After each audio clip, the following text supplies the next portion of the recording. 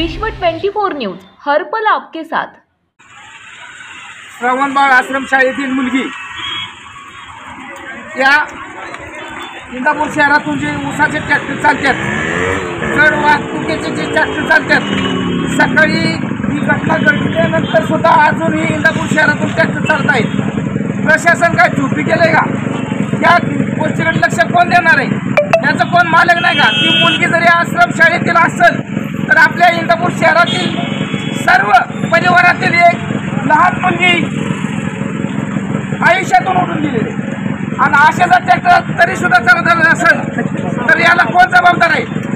आपण बघत आहे इंदापूरच्या बाहेर कचेरीच्या शेजारी जे संमेलन चाललेलं आहे, त्या ठिकाणी सर्व इंदापूर शहरातील नागरिक सर्व एकत्र झालेले आहेत। पण या ठिकाणी लक्ष कोण देणार आहे?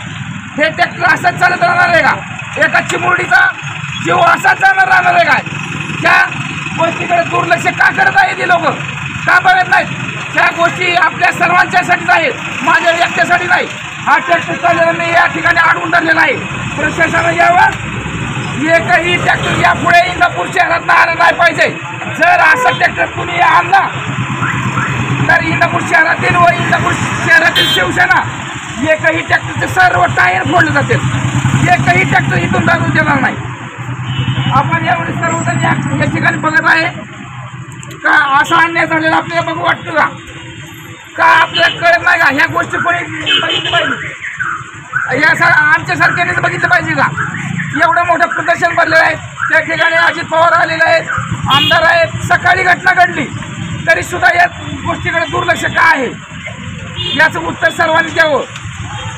मी यापुढे जाऊ देणार नाही। ट्रॅक्टर प्रशासन जवळ येईल आणि मी तो ट्रॅक्टर कोणताही हलू देणार नाही।